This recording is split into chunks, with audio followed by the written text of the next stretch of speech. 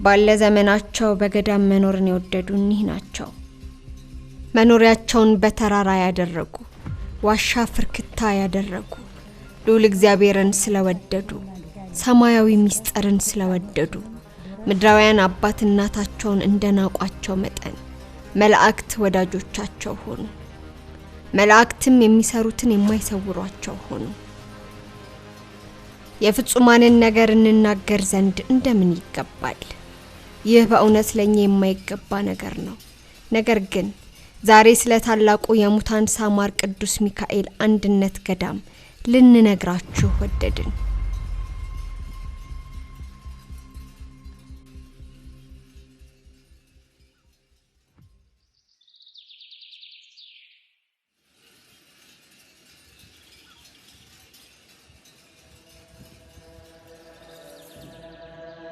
የምንኩስና ህይወት ማዕረጉና ደረጃው ፈጣሪያቸውን ከማመስገን ፈጽመው የማያቋርጡ የቅዱሳን መላእክት ህይወት ነው።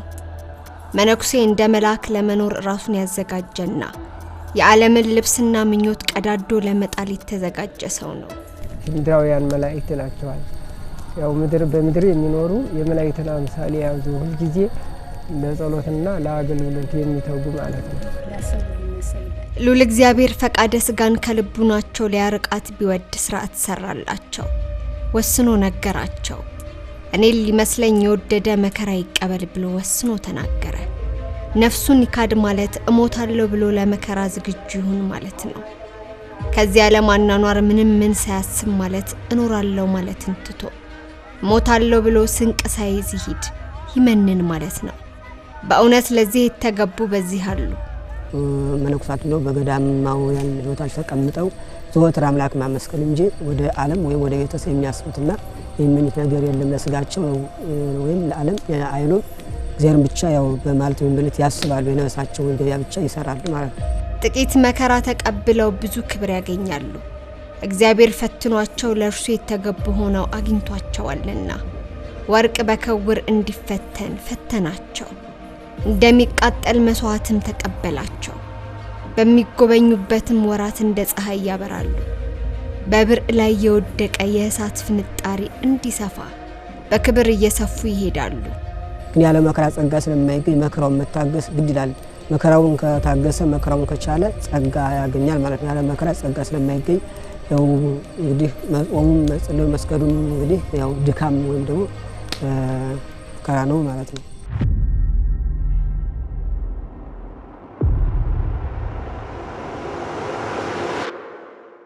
በመንፈሳዊ ህይወት ምልልስ ውስጥ እጅጉን አስደናቂው ነገር እግዚአብሔር አምላክ ለቤቱ የተገቡ የሆኑትን የሚመርጥበት መንገድ ነው። አንዱን እጅግ ተራና ዝቅ ካለ ቦታ አንስቶ ይሾማል። አንዱን ካለማዊ ክብር አንስቶ የቤቱ ምርኮኛ ያደርጋል። ልክ እንደዚህ ሁሉ የመነኮሳት የመሰባሰብ ታሪክም እጅጉን ልዩና ድንቅ ነው።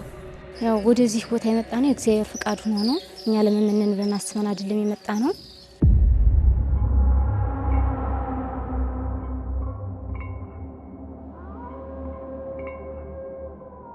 ያው ነው የቆየሁት ዶያንሳ ቅዱስ ጆስ አንድነት ገዳም ነው።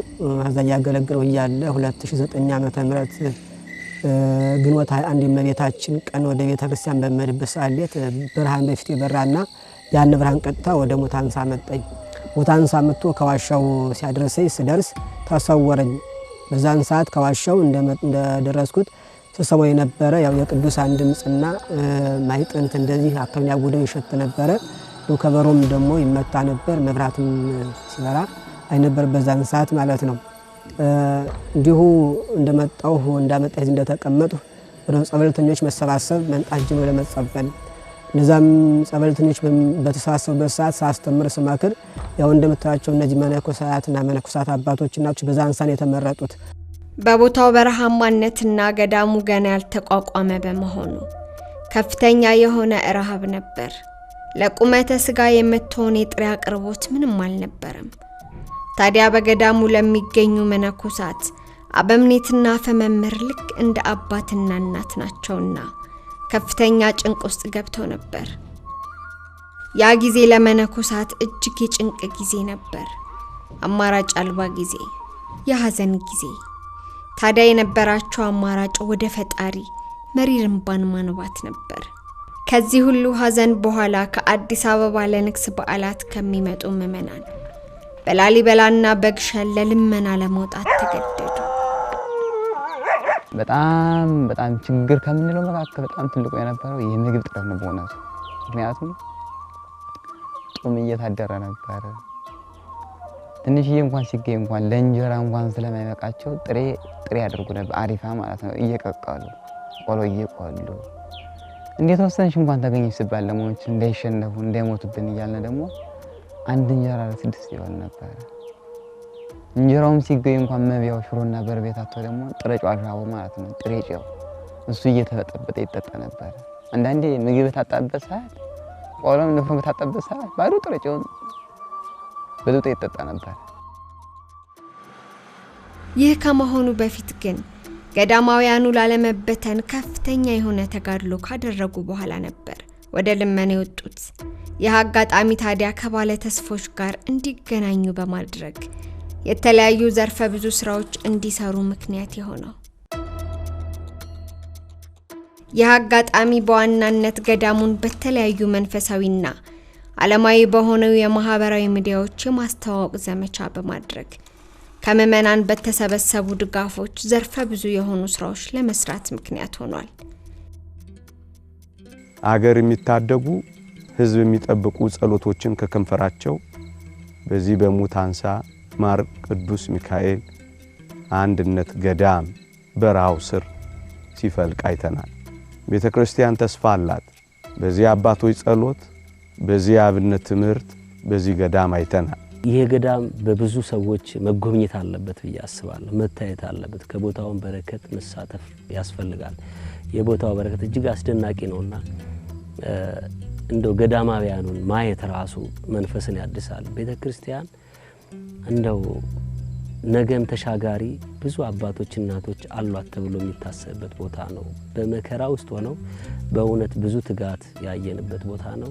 የስራዎቹ ጅማሬዎች በቅድሚያ እናቶች ላይ ትኩረት በማድረግ የእናት መነኮሳት ጥያቄዎች ለመፍታት ተችሏል። በቀደመ ጊዜ የነበረ የቀለብ አቅርቦት ችግርና የቤተ እግዚአብሔር ችግር አለመመቻቸት ዋነኛው ሲሆን በአሁኑ ወቅት የቤተ እግዚአብሔር ግንባታ ዘመናዊ በሆነ መልኩ ጉልበትና ማገዶ ቆጣቢ በሆነ መልኩ ተፈቷል። ከዚህ ጋር ተያይዞም የቀለብ አቅርቦት መፍትሄ አግኝቷል።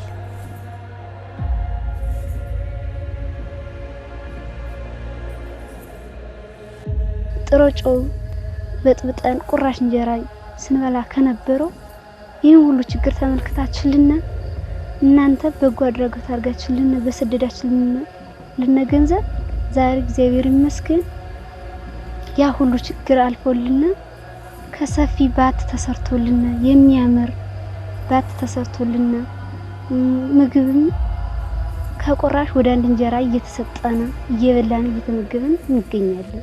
ያ ሁሉ ችግር አልፎልና እጅጉን አሳዛኝ የነበረው የእናቶች በዓት ጉዳይ አሳሳቢ የነበረ የቅርብ ጊዜ ትውስታችን ነበር። ታዲያ ባለ 18 ክፍል የእናቶች በዓት ማረፊያ እስከ አስፈላጊ ግብዓቶች ተገንብተው ለአገልግሎት በቅቷል። ችግራቸውን ለመቅረፍ በጥቂት የጀመሩት የዕደ ጥበብ የማምረት ስራ ዛሬ ላይ የአቅም ማጎልበቻ ትምህርቶችን ከሌሎች ገዳማት በመቅሰምና በባለሙያዎች በመሰልጠን የተደራጀ የዕደ ጥበብ ማምረቻ ማዕከል መገንባት ተችሏል። ይህ ማለት በሙያው ብቁ የሆኑ እናቶችን ማብቃትንም ያካትታል። የሻማ ማምረቻ፣ የፓኬጂንግ ስራ፣ የጧፍ ማምረት እና ስልጠና ምርቶችንም ቀድሞ ለልመና የሄዱባቸው ወደ ነበረ ወደ ላሊበላና ወደ ግሸን ማርያም በማቅረብ ለሽያጭ ማብቃት፣ የገበያ ትስስር መፍጠር፣ ከልመና ወደ አምራችነት የማደግን ጉዞ አሃዱ ብለው ጀምረዋል። የተለያዩ የንዋያተ ቅዱሳትና የሸቀጣ ሸቀጥ መሸጫ ሱቆች በሐሙሲት ከተማ መክፈት፣ የእህል መጋዘንና እነዚህንም ለገበያ ማቅረብ ስራ ተሰርቷል። ለእናቶች የሚገባና እጅግ ዘመናዊ የሆነ የመጸዳጃ ቤት ግንባታ እስከነ ሙሉ ግብዓቶች ለሌሎች ገዳማት አብነት መሆን የሚችል አብይ ስራ ነበር። ለመወጣጫ እጅግ አስቸጋሪ የሆነውን አስፈሪ ተራራ በመቁረጥና በሚገባ በማበጃጀት 170 ሜትር የደረጃ መወጣጫ ከአባቶች በዓትና ከእናቶች በዓት ወደ ጸበል የሚወስድ የጋቢውን ስራ አስደናቂ በሆነ ፍጥነትና ጥራት ተከናውኗል። ይህ መንገድ ከባድ መንገድ ነው። ሁነተ መስቀል ቀራንዮ የሚወጣበትን ተራራ ነው የሚመስል እንጂ ይሄ ከባድ ነው። ልክ እንደ ገዳመ ቆሮንቶስ ነው ተራራ የወጣ ነውና ይህን የሰራችሁ ልክ ገዳመ ቆሮንቶስ ያለውን ገዳም እንደገደማችሁ ስለምናይ እንወዳችኋለን፣ እናከብራችኋለን። የገዳሙ የመብራት አቅርቦት ችግር በጊዜያዊነት ለመፍታት ለገዳሙ ብሎም በገዳሙ ቅጥር ውስጥ ለሚገኙ አገልግሎቶች የሚውል የሶላር ሲስተም ዝርጋታ ከስራዎቹ መካከል አንዱ ነው። እጅግ በረሃማ የሆነውን የአካባቢው የአየር ንብረት ለመከላከል ገዳሙን በአጸድ ለመሸፈን የተደረገ የ2 ዓመት ተጋድሎ ዛሬ ላይ ፍሬን አፍርቶ ማየት ዓይንን በእንባ የሚሞላ ትዕይንት ነው። በተለይ ገዳሙና ገዳማውያን ቀድሞ የነበሩበትን ሁኔታ ለተመለከተ የደስታን ጮቤ የሚያስረግጥ ብሎም የሚያስለቅስ ክንውን ነው። እጅግ አቀበትና አስቸጋሪ የነበረው ወደ ገዳሙ የሚያስገባ ከ8 ኪሎ ሜትር በላይ የሚሸፍን መንገድ ደረጃውን በጠበቀ የጥርጊያ መንገድ በማሰራት ለገዳሙም ብሎም ለአካባቢው ምዕመናን ዘርፈ ብዙ ጥቅም ያለው ተግባር ተከናውኗል። የሙታንሳ ማር ቅዱስ ሚካኤል አንድነት ገዳም አባቶች ለተሰራው ስራ መስግነው በቀጣይ የምንሰራው ስራ ከተሰራው በላይ ታላቅ ነው ይሉናል። ይኸውም ገዳማትን ከልመና በማላቀቅ ወደ አምራች ማዕከልነት ለማሻገርና ለራሳቸውም ብሎም ለአካባቢው ምዕመናን እና አብያተ ክርስቲያናት ፋና ወጊና አብሪ ኮከብ መሆን ይገባቸዋል።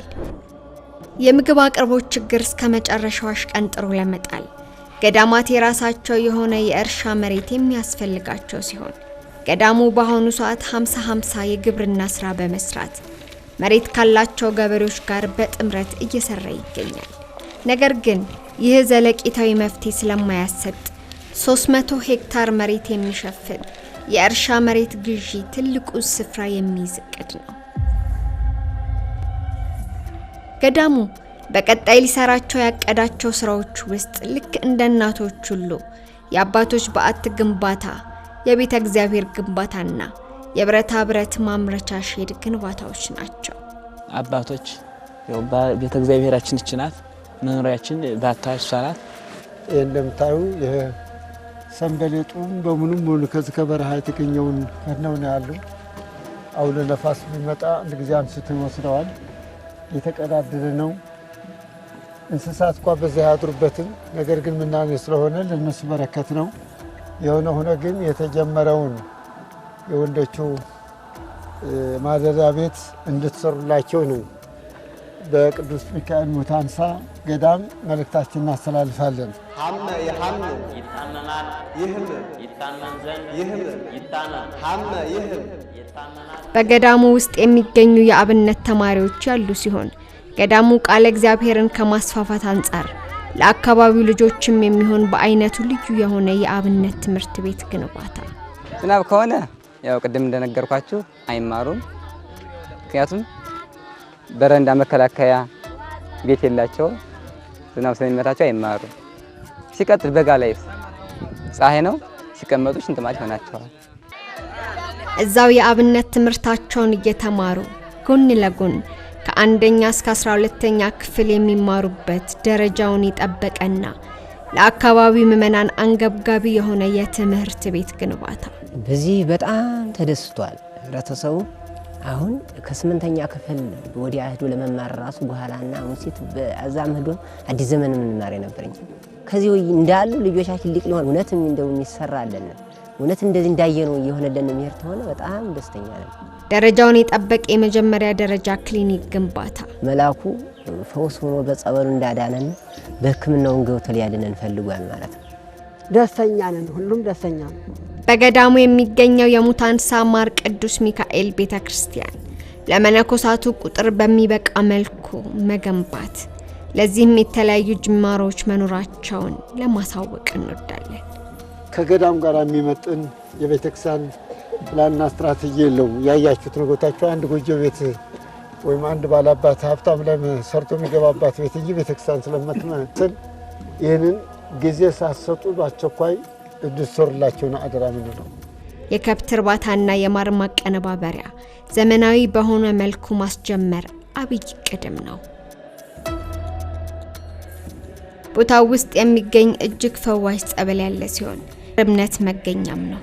ከዚህ ቀደምም ብዙ ገቢረ ተአምራትን ሲፈጽም ቆይቷል። ታዲያ ዛሬ ከተለያዩ አካባቢዎች ለመጸበልና ሱባኤ ለመያዝ ለሚመጡ ምዕመናን የጸበል ቤት ግንባታ፣ የጸበልተኛ ማረፊያ ቤት፣ የሱባኤ መያዣ መጠለያ ዳስ መገንባት አንደኛው እቅድ ነው። ውስጡ ላይ ብዙ ስውር ስላለበት ያምን ክብካቤ ተሰጥቶት እንዲያው ስራ ግንባታ ቢሰራልን እንፈልጋለን። ሌላውና አንገብጋቢው ጉዳይ እኚህ የምንመለከታቸው በእናቶች በዓት አካባቢ የተሰሩ የተለያዩ ዘርፈ ብዙ የግንባታ ስራዎች እናቶች የእግር ጉዞ በመጓዝ በጀርባቸው በመሸከምና በማምጣት ነበር ውሃ ሲያቀርቡ የነበረው። ይህ ግን በአባቶች በዓትና የተለያዩ ግንባታዎች ዙሪያ ለማከናወን እጅጉን አዳጋች ሲሆን በገዳሙ ስር የከርሰ ምድር ውሃ ቁፋሮ ማድረግ የታመነበት ጉዳይ ነው። ከዚሁ ጋር ተያይዞም የሶላር ሲስተም ዝርጋታን ወደ ኤሌክትሪክ ኃይል አቅርቦት ለማሻገር ውጥን ተይዟል። ተጀመሩትን ወደ ጥንቃቄ እንድታደርሱልን፣ ወደ መፈጸሚያው እንድታደርሱልን በዚህ ወግረ መንገድ አደራና መልእክታችን ያስተላልፈን በቅዱስ ሚካኤል ስም እናስተላልፋለን። እንግዲህ እነዚህ ዘርፈ ብዙ ስራዎች ከበፊት ይልቅ ከፍተኛ የሆነ ተጋድሎና ርብርብ የሚጠይቁ ታላቅ ተልዕኮ ናቸው። እነዚህን ስራዎች ለማከናወን የግንዛቤ እጥረት መኖር ቀላል የማይባል ተግዳሮት ነበር። በተለይ የልማት ስራዎችን ከቅንጦት ህይወት ጋር የማያያዝና ከተለያዩ አካላት የሚሰነዘሩ ትችቶች ቀላል የማይባሉ ነበር። ነገር ግን ገዳማት የችግረኞች መጠጊያ ማዕከላት መሆን የሚገባቸው ተቋማት ሲሆኑ ይህ እንዲሆን ደግሞ ገዳማት የኢኮኖሚ ነፃነታቸው የተጠበቀ ለአብያተ ክርስቲያናት ብሎም ለሀገር መድረስ የሚችሉ ትልቅ ተቋማት ሊሆኑ ይገባቸዋል። ከዚህ የበለጠ ስራ እንዲሰራ አለት እንድትሆኑ ብረት እንድትሆኑ እግዚአብሔር ብርታትና ጉልበቱን ይስጣችሁ እንላለን። እናመሰግናችኋለን። የካህሊነት ገናናነት በአንተ ዘንድ ሁል ጊዜ ይኖራልና የክንድ ጽናት ኃይልንም ማን ይቃወማታል? ዓለሙ ሁሉ በፊትህ እንደ ሚዛኑ ልብልቢት ነውና በማለዳም በምድር ላይ እንደወረደች እንደ ጠል ጠብታ ነውና አንተ ሁሉን የምትችል ነህና ሁሉን ይቅር ትላለህ። ለንስሐም እየጠበቅከው የሰውን ኃጢአት ቸል ትላለህ። ያሉትን ሁሉ ትወዳለህ። ከፈጠርኸው ፍጥረት ምንም የምትንቀው የለም። ብትጠላውስ ኖሮ አትፈጥረውም ነበርና አንተ ካልወደድኸው በፊትህ እንደምን በጸና ነበር። አንተስ ካልጠራኸው እንደምን በተጠበቀ ነበር። ለፍጥረቱም ሁሉ ትራራለህ፣ ይቅርም ትላለህ። ሰውን የምትወድ አቤቱ ሁሉ ያንተ ነው። በምህረቱ በዚህ ስፍራ ይተጠራን ከበፊት የበለጠ ዛሬን እንተጋ ዘንድ ከገዳማውያን ጎን እንቆም ዘንድ የጀመርነውን ከፍጻሜው እናደርስ ዘንድ ተጠርተናል። ይሄ ያዕቆብ ያደረጉት ቆብ ከላባቸው የተነሳ ልክ ጥቁር ካኪ ይመስላል። በላብ የደረቀ ነው። በበረሃ ውስጥ ያሉ ናቸው። እነሱም መርዳት እንዲያው በእውነት ሁሉም ሊተባበር የሚገባ ነው። ለዚህ ጉዳይ ሰይፍና ጦር ታጥቀው ራሳቸው ላይ ጥሩር ደፍተው ድንኳናቸውን ተክለው ከሚታዩ ወታደሮች ይልቅ ተጠጋግተው የተሰሩ የመነኮሳትን በዓታት የያዘ በረሃ በእጅጉን አስደሳች ነው።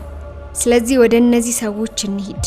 በዚህ ዓለም የምንኖርኛ በስንት አይነት ወጥመድ እንደታሰርን እንገነዘባለን። በዚያ በእነርሱ ዘንድ የነፍስ ሁከት የለም፣ ቁጣና ሐዘን የለም። ሁሉም ጸጥታ ነው፣ ሁሉም ሰላም ነው። ቅዱሳን አባቶች ጀምረው ያልፈጸሙት ስራ ምን አለ? እኔም እንደ አባቶቼ እስከ ፍጻሜው ድረስ ከገዳማውያን ጎን ቆማለሁ። እናንተስ?